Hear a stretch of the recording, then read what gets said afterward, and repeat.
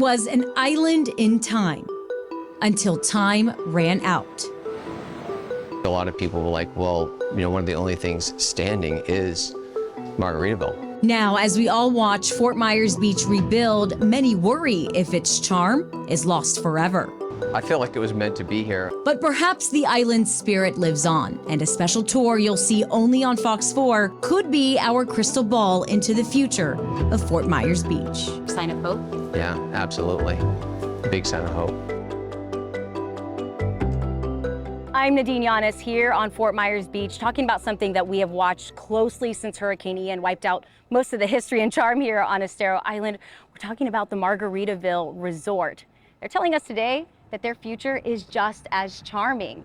Now, though in its nearly decade-long journey, they've had their fair share of controversy and challenges like the pandemic and now Ian, the resort says that they feel their future is bright here. They feel that they are a symbol of economic recovery for Fort Myers Beach. So today, we're gonna get a behind-the-scenes look. We are asking about just how many jobs will be coming here. When is the new timeline for the resort?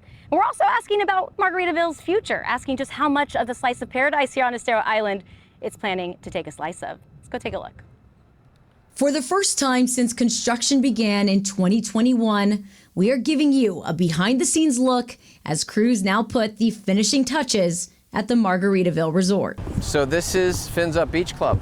And we're starting at the pool with General Manager Dave Cesario. Beautiful resort pool. Hurricane Ian doing its worst damage here at what used to be the old cigar hut on Fort Myers Beach, a piece of local history the resort was told to preserve. We adapted that building to house our public restrooms, but unfortunately Ian damaged that building and it had to be taken down, and now it's being rebuilt.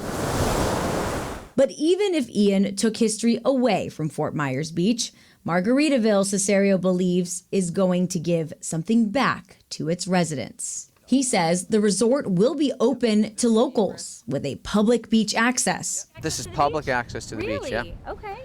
So, yeah, it's one of those things that this is woven into the community, fully accessible. That was so important to us. And even a bar anyone can walk up to from the beach. No pass or wristband needed for this bar. Why is that so important for you guys? Well, it's part of the community. I mean, it was always meant to be, Margaritaville was always meant to be part of this community. Locals can also come right here to the resort's restaurants like the JWB Grill, located on the second floor. So we are standing in one of the nicer restaurants here at the Margaritaville Resort. A lot of work going on, some construction happening as they are working fast to have a phased reopening by the end of this year. But I have to show you something. This building was built before Hurricane Ian, and it was built to code at 18 feet. So when Hurricane Ian came, the general manager told me the water came just beneath. It never came inside. To know that it did not come, like it was just below, what is your reaction? Somebody knew what they were doing, is my reaction. When that code that's designed to be X amount of feet was pretty accurate. This restaurant, one of 6 bars and grills the resort will open, part of why Cesario says they will need to hire more people than expected. That's why we think we're going to have about 350 people working in the hotel room. Talk about what that does for our local economy. I mean, when all these jobs are wiped out. The jobs are coming back, so we need people come to, first of all, we need visitors to come back down to Fort Myers Beach, and then we're going to be able to employ all these people with a great company, with a great brand. The resort was in a phase of construction where most of the buildings were just concrete and steel when Ian hit, meaning the damage not nearly as bad in the main buildings, which will be the first to open. We're looking at opening in mid-November. And we have our signature Adirondack chairs that will be out on every balcony. Talked about how Margaritaville, now more than ever, is part of the future of Fort Myers Beach. Knowing just the journey of Margaritaville in this community and how it was so controversial before the storm, but how much this could mean to Fort Myers Beach now after. I feel like it was meant to be here. I don't know a better brand to put on Fort Myers Beach. As we left, I did ask Cesario just how much of here Margaritaville plans to take up after the resort just in January bought even more land on Estero Island. We took advantage of that opportunity in buying the land, and we have a lot of different things we could do with the land. Dave, has there been any discussion on buying even more land or expanding even more as it becomes available?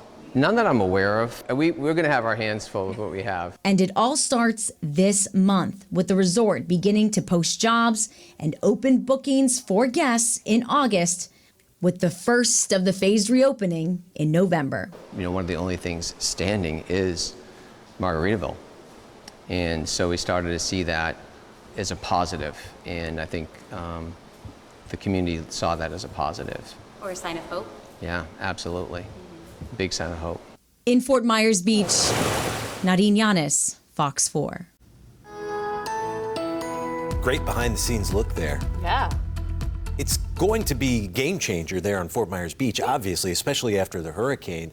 But it looks really cool. It looks like a great resort. Yeah, and like they said, I think it's absolutely going to open up so many doors for people who lost so much on the beach. So happy to see that, and it's going to be very soon.